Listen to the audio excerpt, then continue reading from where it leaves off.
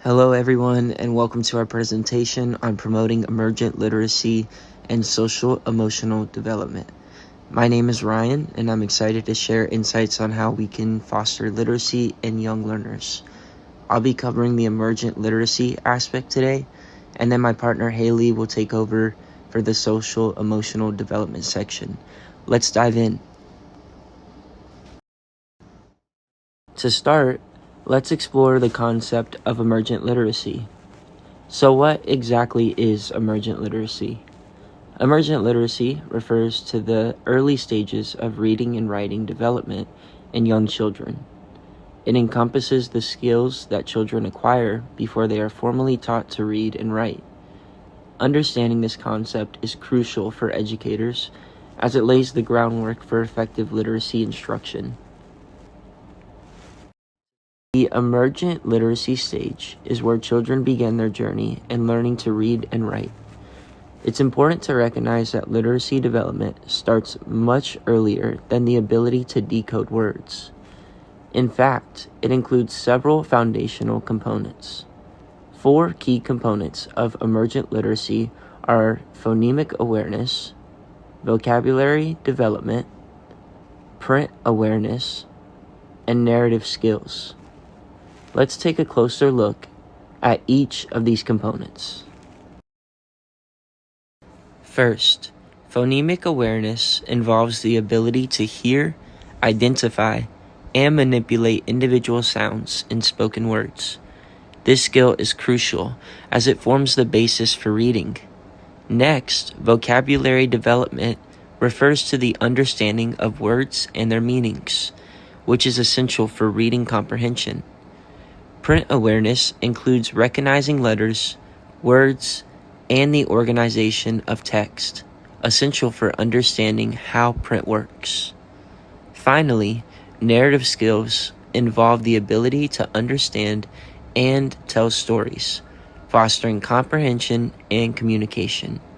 Each of these components plays a vital role in a child's literacy journey and has a significant impact on their future reading success. Now that we have established the key components of emergent literacy, let's shift our focus to practical strategies for promoting these skills in young children. There are several effective approaches we can utilize in the classroom. The first strategy is interactive read-alouds. This approach involves engaging children through questioning and discussion during story time. It's important to utilize various techniques to capture students' attention and encourage meaningful conversations. This not only enhances their listening skills, but also promotes critical thinking and vocabulary development. The second strategy is incorporating songs and rhymes. Music is a powerful tool in enhancing phonemic awareness and memory. Utilizing songs and rhymes during the emergent literacy stage can help children retain various literacy skills, making learning both enjoyable and effective. Our third strategy is storytelling and interactive play.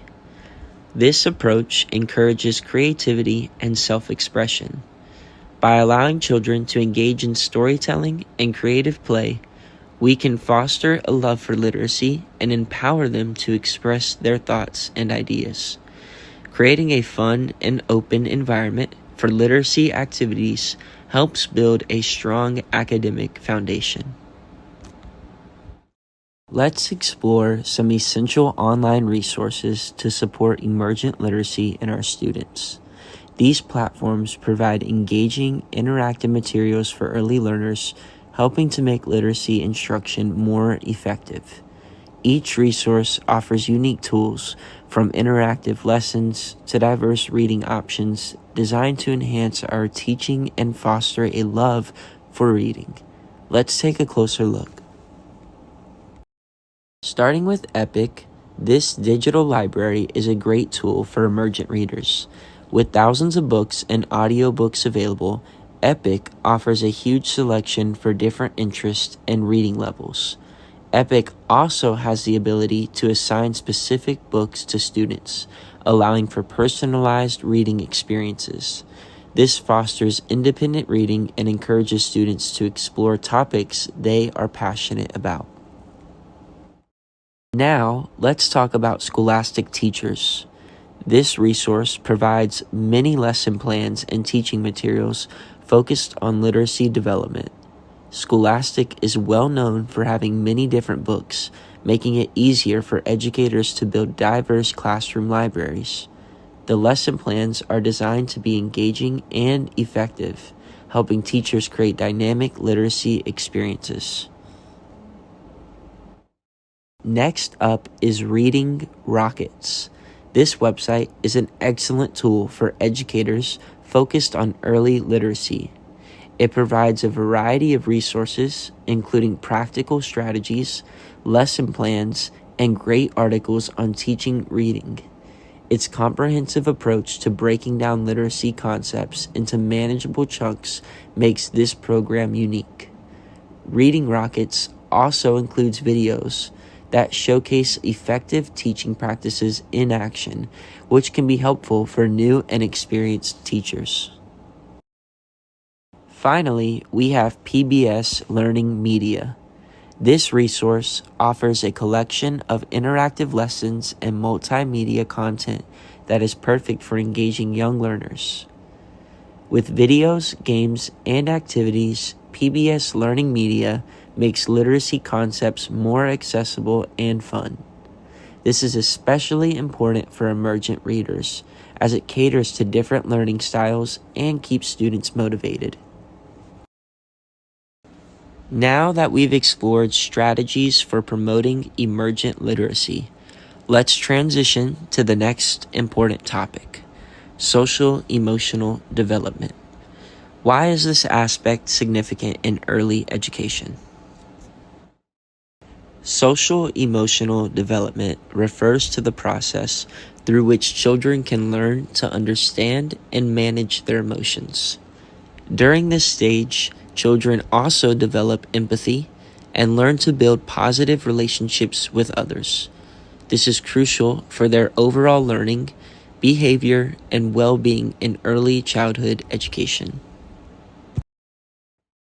Lastly, let's discuss how emergent literacy and social emotional development are interconnected. A strong foundation in literacy can enhance a child's ability to express their feelings and thoughts, while social emotional skills can improve their engagement and motivation in learning activities. Together, these elements create a holistic approach to education that supports the whole child. With that, I'll pass it over to Haylie, who will delve deeper into the significance of social emotional development and its implications in our educational practices. So, continuing with social emotional development strategies. So, to understand social and emotional learning, there are many aspects that go into social emotional learning. Here are just some examples of SEL competencies, which are essential skills that can help students manage. So the first one would be social awareness, having an understanding of social norms, being empathetic towards others, and thinking about others around you, their perspective of things.